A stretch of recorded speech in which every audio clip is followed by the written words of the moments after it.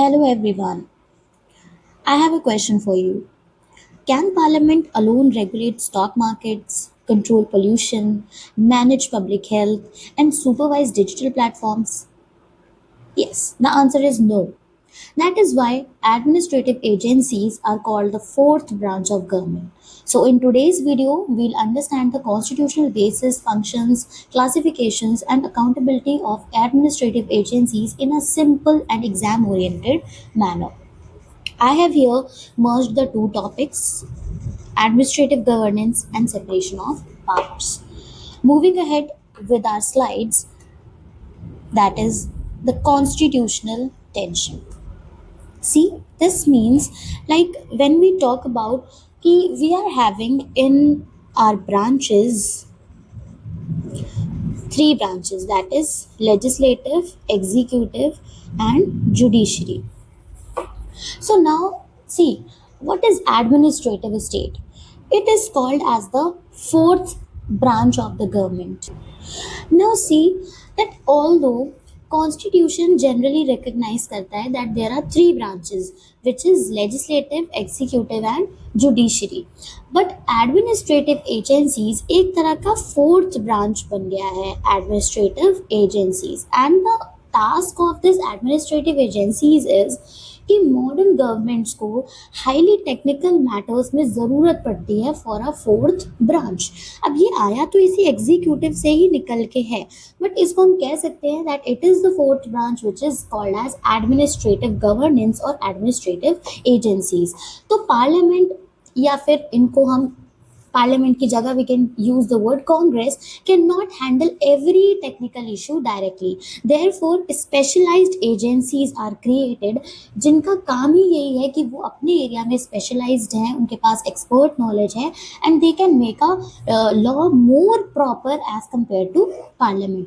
ऐसे एग्जाम्पल ले लो, मान लो पार्लियामेंट को एक लॉ पास करना है regarding to reduce the pollution, but the law cannot specify every emission standard to every factory. Reason is कि पार्लियामेंट के पास एक तो इतना टाइम नहीं है, टाइम बाउंड है, प्लस अगर उसके लेजिस्लेशन में इतना ज़्यादा अगर डिटेल में मेंशन होगा तो वो एक्ट कितना लेंदी होगा, प्लस उसको पास कराने में कितना ज़्यादा टाइम लगेगा, because again debates and discussions में बहुत टाइम लगेगा. और अब अगर इसको टाइम टू टाइम अगर चेंज करना है इनके स्टैंडर्ड्स को तो फिर वो अगेन अमेंडमेंट वाला प्रोसीजर भी बहुत लेंदी है. सो इन दैट केस हमने क्या किया कि जो एग्जीक्यूटिव ब्रांच में ही जो एजेंसीज हमने क्रिएट करी थी फॉर द इम्प्लीमेंटेशन, जो स्पेशलाइज्ड एजेंसीज हमने पार्लियामेंट के एक्ट से, तो जैसे इंडिया में अब अगर हम पोल्यूशन की बात करें तो इन्वायरमेंटल एजेंसी को क्रिएट कर दिया. इन्वायरमेंटल एजेंसी का काम क्या हुआ? To formulate the detailed regulations about the environment. India की बात करें, जैसे हमारे पास है CPCB, central pollution control board, वैसे ही होता है state pollution control board. SEBI हो गया, RBI हो गया, UGC हो गया. ये क्या है? ये अपने अपने फैक्टर्स हैं, अपने अपने जो एरियाज हैं, environmental protection, telecommunications, public health, banking regulation, aviation safety, AI regulations. तो इसलिए ये जो सारे टेक्निकल इश्यूज हैं इनके लिए वी नीड एडमिनिस्ट्रेटिव एजेंसीज. तो अगर हम इनको कंबाइन कर दें legislative, executive and judicial functions को, तो they are making them unique institutions. These combine these three things, right. अब ये कैसे कंबाइन करता है ये इसी वीडियो में यू विल अंडरस्टैंड कि how the functions of legislative, executive and judiciary are combined to form a administrative agencies. This will be clear to you in the next part. Now see constitutional framework. In constitutional structure देखो, article 1 बताता है that we are having legislative power vested in parliament, कि हमारे जितने भी laws होंगे वो parliament के थ्रू पास करे जाएंगे, पार्लियामेंट लॉ बनाएगा. आर्टिकल 2 वही कहता है कि एग्जीक्यूटिव पावर जो है वो प्रेसिडेंट में वेस्टेड है, यानी प्रेसिडेंट या फिर ये कह लो गवर्नमेंट एग्जीक्यूटिव ब्रांच जो होती है उसमें वेस्टेड है. और वी नो दैट जो जुडिशियल पावर होती है that is with courts to interpret the laws. और यहाँ पे प्रॉब्लम क्या है? प्रॉब्लम ये है कि we are talking about administrative agencies. तो एडमिनिस्ट्रेटिव एजेंसीज कई बार रूल्स भी बनाती है, कई बार रूल्स को एनफोर्स भी करती है और डिस्प्यूट्स को डिसाइड भी करती है. तो यहाँ पे सेपरेशन ऑफ पावर्स में प्रॉब्लम आती है. For your information, Montesquieu was the first person who defined the doctrine of separation of powers in his book called as The Spirit of Laws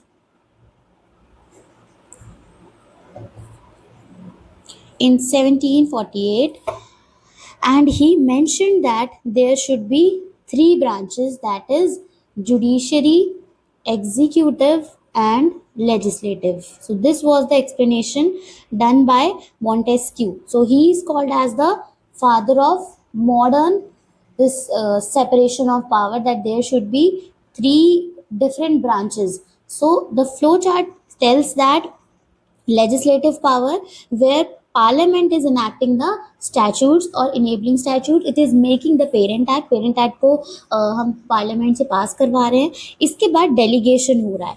now see this is the float. पहला step क्या हो गया? Legislative power. आपके parent act ने agencies को parliament के through parent act पास हुआ और एजेंसीज को अथॉरिटी दी. अथॉरिटी से डेलीगेशन हुआ. डेलीगेशन में authority was granted to these administrative agencies. इसके बाद एजेंसीज ने अपनी उसी पावर का यूज किया, दैट इज एडमिनिस्ट्रेटिव एक्शन, क्योंकि एडमिनिस्ट्रेटिव एजेंसी है उसके थ्रू जो एक्शन करा जाएगा उसको एडमिनिस्ट्रेटिव एक्शन बोलेंगे. तो agencies exercise delegated power. And then judicial review, जहाँ पे ये चेक लगेगा that whether the actions done by this authority was correct और not, was it in the limit of that power given by parent act or it was outside that limit circle. So courts will oversee the authority and the actions done by that authority. Then comes is public accountability. Public accountability means transparency, that laws ensure openness, that people or the public should know that what are the things which are going on. तो transparencies बहुत सारे different acts हैं जो ensure करते हैं कि public accountability होगी, and these agencies are answerable and accountable to the public.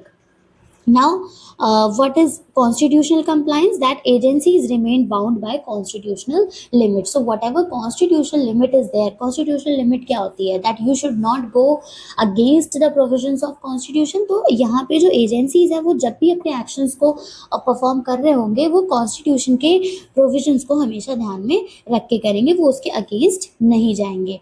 Example ले लो, जैसे कोई पार्लियामेंट है, पार्लियामेंट ने SEBI you know securities and exchange board of India, इसको स्टैब्लिश किया. अब सबसे पहले तो पार्लियामेंट ने एक नया लॉ बनाया जो कि कहलाया पेरेंट एक्ट. पेरेंट एक्ट से उसने सेबी को एस्टैब्लिश किया. सेबी को एस्टैब्लिश करने के बाद पावर्स को डेलीगेट किया कि तुम रेगुलेशंस बनाओगे.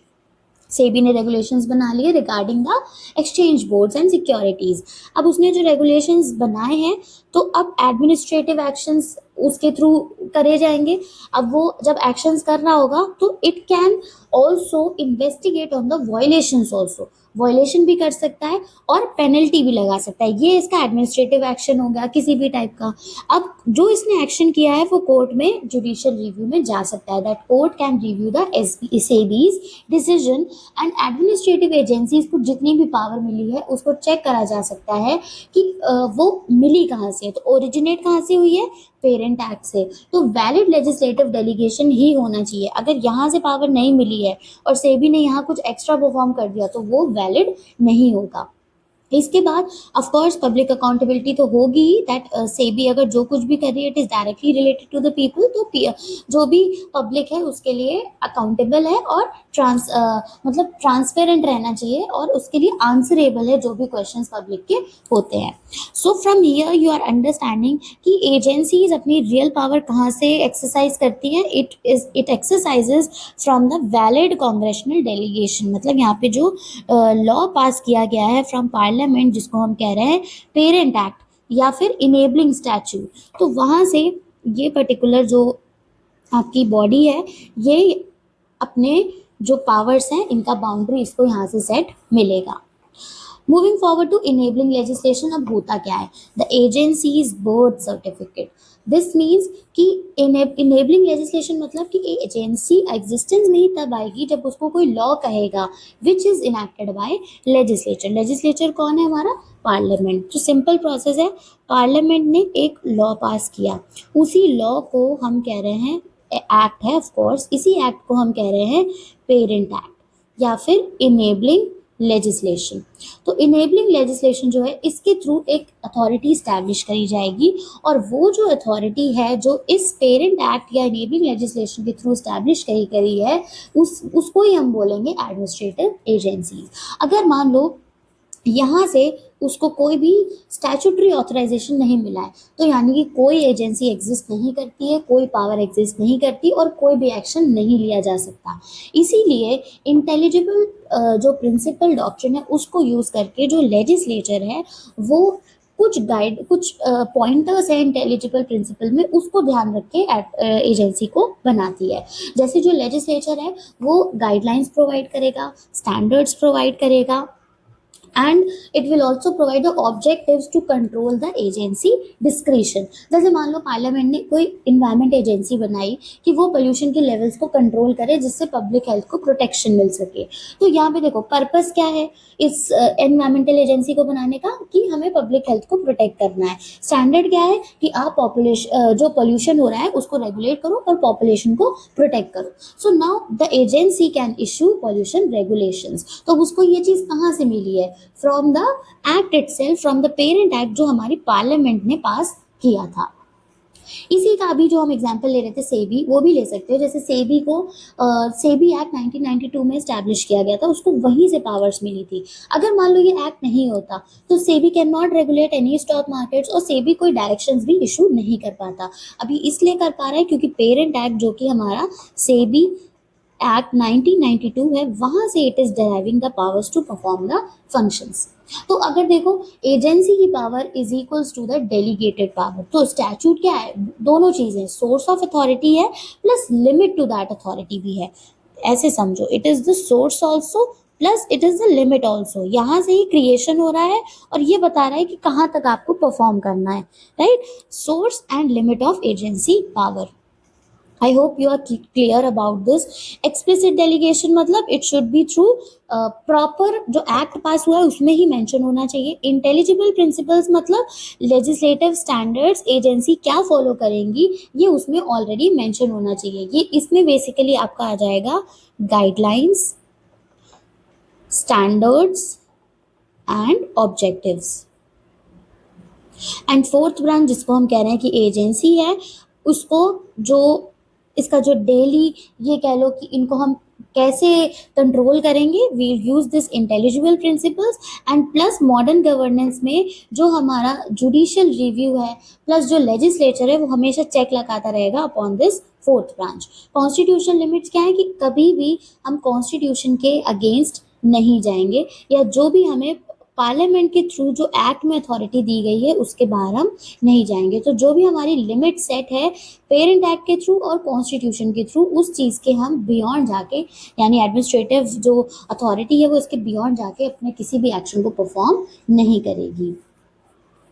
Moving forward to the next very important topic जो कि सेपरेशन ऑफ पावर से थोड़ा सा डिफरेंट है, that is classifying administrative action. Separation of powers के बाद ही समझ आएगा कि ये चार जो पॉइंटर्स हैं ये हमें क्या बोलते हैं। देखो ऐसे समझो, जैसे लेजिस्लेटिव है, एग्जीक्यूटिव है और जुडिशरी है, तीनों डिफरेंट ब्रांचेस हैं और तीनों का डिफरेंट काम है। बट क्लासिफाइंग एडमिनिस्ट्रेटिव एक्शन मतलब कुछ एडमिनिस्ट्रेटिव एजेंसीज के पास ऐसे फंक्शंस ट्रांसफर हो जाते हैं which is overlapped amongst these three. तो नाउ सी ये क्लासिफिकेशन इंपॉर्टेंट क्यों है? इट इज़ इम्पॉर्टेंट क्योंकि डिफरेंट प्रोसीजर्स अप्लाई होते हैं, different judicial review standards apply किए जाते हैं। सो टू अंडरस्टैंड सबसे पहले ये समझो quasi legislative action which is also called as rule making. Rule making को कहते हैं कौसी लेजिस्लेटिव एक्शन, यानी creating binding regulations that carry force of law. यानी है तो administrative agency. Now see rule making मतलब कि कुछ ऐसे नए रूल्स या कुछ ऐसा नया लॉ बनाया जा रहा है जिसका सेम इफेक्ट है जैसे कि नॉर्मल लॉ का होता है। एग्जाम्पल समझ लो कि हम एक यूनिवर्सिटी का एग्जाम्पल लेके चलते हैं और यूनिवर्सिटी को हम हर एक पार्ट पे रखेंगे। तो रूल मेकिंग में यूनिवर्सिटी अगर मान लो कोई अटेंडेंस रेगुलेशन लगाता है, जैसे 75 प्लस अटेंडेंस चाहिए फॉर एवरी सेमेस्टर, ये क्या है? Rule making. अब रूल मेकिंग दैट मीन्स उसका जो फोर्स होगा दैट विल बी लाइक जैसे लॉ का होता है। Now coming on to rule decision. Rule decision को हम कहते हैं कॉसी जुडिशियल। देखो हर एक एक्शन के साथ हमने कॉसी लगा दिया है। वैसे तो लेजिस्लेचर का काम है लॉज बनाना, पर यहाँ पे एडमिनिस्ट्रेटिव एजेंसी लॉ बना रही है, तो एग्जैक्ट तो लेजिस्लेचर नहीं होगा बट मिलता जुलता लॉ मेकिंग फंक्शन ही है, तो हमने उसको नाम दे दिया कॉसी लेजिस्लेटिव एक्शन, जिसको हम बोल रहे हैं रूल मेकिंग एक्शन। वहीं पे कॉसी जुडिशियल, और जुडिशरी का काम क्या है? To interpret the laws. But यहाँ पे हम इंटरप्रिटेशन में एजेंसी इंटरप्रेट कर रही है, यानी चेक कर रही है, डिस्प्यूट्स को रिजॉल्व कर रही है, पनिशमेंट भी दे रही है। तो इन दिस केस आप जुडिशरी जैसा काम कर रहे हो, यू आर इंटरप्रेटिंग। तो यहाँ पे जुडिशरी के फंक्शंस एडमिनिस्ट्रेटिव एजेंसीज कुछ कुछ परफॉर्म कर रही है, not exactly judiciary but somewhat like judiciary, इसीलिए हमने नाम दे दिया कॉसी जुडिशियल एक्शन। थर्ड आता है रूल एप्लीकेशन एक्शन, यानी आप रूल्स को अप्लाई करा रहे हो, इम्प्लीमेंटिंग द एग्जिस्टिंग रूल्स, जिसको हम बोलेंगे प्योर एडमिनिस्ट्रेटिव एक्शन। तो यहाँ एग्जीक्यूटिव का काम हो रहा है, यानी टू इम्प्लीमेंट द लॉज। तो अब इम्प्लीमेंट कैसे हो रहा है? By applying those laws into the direct implementation over the जो भी काम है उस चीज़ को अप्लाई करवाना अबव द, अगर यूनिवर्सिटी है तो अबव द स्टूडेंट्स, और अगर कोई और कहीं और की हम किसी दूसरी जगह की बात करें तो above the people who are concern with it. जैसे ये जो रूल डिसीजन है, किसका एग्जांपल ले लो कि डिसिप्लिनरी कमिटी ने कोई चीटिंग केस की हियरिंग करी और if the student was found guilty of cheating तो उसको पनिशमेंट दिया, राइट? तो पनिशमेंट वाली चीज तो कॉसी जुडिशियल हो जाएगी, बट हियरिंग करी, डिसिप्लिनरी कमिटी बैठी, this is a kind of judicial functions जो कि एडमिनिस्ट्रेटिव एजेंसी ने परफॉर्म किए थे। बट वहीं पे अगर हम रूल एप्लीकेशन पे आ जाएं तो रूल एप्लीकेशन हो जाएगा कि जैसे ये जो हमने 75% प्लस का बनाया है, तो यहाँ पे office is verifying the attendance records. तो this thing is administrative, purely administrative, मतलब डॉक्यूमेंटेशन पे ही बेस्ड है। ऑफिस वेरीफाइज कि अटेंडेंस रिकॉर्ड्स जो है वो सही है या नहीं है फॉर द डायरेक्ट इम्प्लीमेंटेशन, जो भी यहाँ से रूल बना था इसको इम्प्लीमेंट करवा दिया। नेक्स्ट आता है मिनिस्टीरियल। मिनिस्टीरियल कहता है मैंडेटरी एक्शन। मैंडेटरी एक्शन मतलब कोई भी क्लेरिकल इशू, ये इन प्रैक्टिस कैसे परफॉर्म किए जाते हैं। Moving ahead with checks and balances in practice, judicial oversight कैसे होती है? जुडिशियल ओवरसाइट मीन्स दैट कि हमेशा जितने भी हम ये 4 एक्शंस की बात करें तो all these actions are under the judicial review. Courts review करते हैं इन एजेंसीज के एक्शन को। एजेंसीज जो हैं these are powerful but these are not unlimited. Unlimited जैसा कुछ भी नहीं है, एब्सोल्यूट कुछ भी नहीं है। हमेशा जो कोर्ट्स हैं these will apply the check on these actions कि ये लीगल है या नहीं है, फेयर है या नहीं है, एंड रीजनेबल है या नहीं है। तो आर्बिट्ररी और कैप्रिशियस जो टेस्ट होता है वो हमेशा अप्लाई रहता है। Arbitrary and capricious test means that always courts can invalidate the decisions अगर वो इरेशनल है या फिर अनरीजनेबल है या फिर they are not supported by any evidence. अब आते हैं पब्लिक अकाउंटेबिलिटी पे कि ये पब्लिक अकाउंटेबिलिटी कहाँ से आती है। ये तो हमारा टेस्ट हो गया शेवरॉन एंड फॉक्स, जहाँ पे जुडिशियल रिव्यू अप्लाई होता है when agencies don't exceed delegated power. ये जुडिशियल रिव्यू इसीलिए अप्लाई किया जाता है कि एजेंसीज अपनी जो सर्कल ऑफ जो उनको लिमिट दी गई है उसके बियॉन्ड ना जाएं। पब्लिक अकाउंटेबिलिटी मीन्स देखो बहुत सारे FOIA एंड सनशाइन एक्ट है जिसको हम बोलते हैं।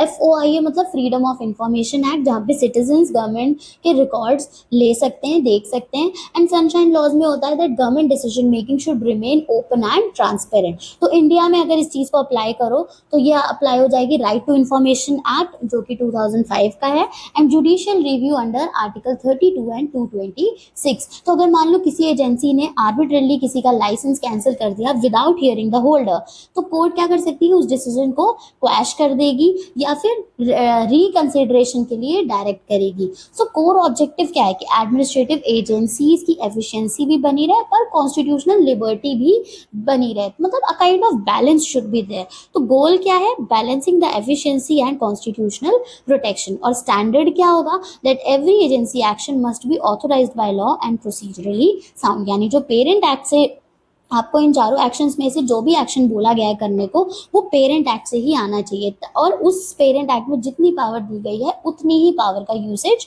होना चाहिए। Then comes the concluding slide, that is governance for the modern era, which speaks that administrative agencies are indispensable in modern governance, क्योंकि बिना इनके हम किसी भी तरह की टेक्निकल रेगुलेशंस को नहीं बना पाएंगे, वो इम्पॉसिबल हो जाएगा, वेलफेयर स्कीम्स को प्रॉपरली इम्प्लीमेंट नहीं कर पाएंगे, राइट, प्लस इकोनॉमिक रेगुलेशंस को भी मैनेज करना प्रॉब्लम होगा। तो तीन कोर आइडियाज हैं, that is permanent necessity, essential knowledge and accountable expertise. Permanent necessity कहती है कि मॉडर्न स्टेट्स बिना इन एजेंसीज के काम नहीं कर सकते, क्योंकि we need them at every step, क्योंकि हमें टेक्निकल रेगुलेशंस चाहिए, हमें एक्सपर्टीज चाहिए। तो इसीलिए परमानेंट नेसेसिटी है, क्योंकि हम इतना अपने कोर्ट्स पे, इतना ज़्यादा हम पार्लियामेंट पे या इतना किसी भी एग्जीक्यूटिव ब्रांच पे लोड नहीं डाल सकते। We need these agencies for specialized functions. Essential knowledge मतलब ये जो हमने 4 डिफरेंट रूल्स अभी पढ़े थे, 4 डिफरेंट एक्शंस पढ़े थे, दीज आर वेरी इंपॉर्टेंट और इनको समझना बहुत ज़रूरी है, because every administrative action falls into either of these, इन चारों में से ही पड़ेगा। तो एसेंशियल नॉलेज होनी चाहिए कि हम किस तरह का फंक्शन उन्हें दे रहे हैं और एडमिनिस्ट्रेटिव एक्शन अब किस तरह का परफॉर्म करना है। अकाउंटेबल एक्सपर्टीज मतलब कि एक्सपर्ट्स को ये हमेशा ध्यान में रखना है that they are always accountable through constitutional limits, through judicial review, through transparency and through public participation also. तो फ्यूचर ऑफ गवर्नेंस ये कहता है दैट जो भी एक्सपर्टीज है वो है, but you are always accountable to the people through constitutional safeguards, क्योंकि नहीं रहोगे तो फिर जुडिशियल रिव्यू अप्लाई कर देंगे, रिट्स फाइल कर देंगे। So in this case accountable expertise भी होनी चाहिए। सो फाइनल अगर मैं एग्जाम्पल बताऊं कि एक बड़ा हॉस्पिटल के बारे में सोच लो, think of a government as a very large hospital. Government को ही ले लो लार्ज हॉस्पिटल की तरह, जहाँ पे लेजिस्लेचर है, बोर्ड ऑफ डायरेक्टर्स, एग्जीक्यूटिव है, हॉस्पिटल का मैनेजमेंट एंड जुडिशरी है, ऑडिट कमिटी, राइट। अब एडमिनिस्ट्रेटिव एजेंसीज कौन होंगे, जो डॉक्टर्स हैं, जो स्पेशलिस्ट हैं, who perform actual day to day operations. तो अगर स्पेशलिस्ट नहीं होंगे तो इंस्टीट्यूशन फंक्शन ही नहीं कर पाएगा। आप लेजिस्लेटिव, एग्जीक्यूटिव, जुडिशरी को लेके करोगे क्या? हॉस्पिटल में डॉक्टर्स और स्पेशलिस्ट भी तो होने चाहिए। सो यहाँ से ऐसे समझो कि administrative agencies are the operational arm of modern government. Their legitimacy depends upon the valid delegation, the proper and procedural fairness, transparency and judicial control. So I hope this particular slides are clear to you. The administrative state is clear to you. It is the backbone of modern governance, but its power must always remain accountable to the constitution, the courts and the people, so that उसकी जो power है वो limit के beyond ना जाए, right? Now, if you found this explanation helpful, like, share and subscribe for more law lectures and judicial services preparation content. Thank you so much. If you have any questions, if you have any suggestions, comment section is for you. You can always comment for more.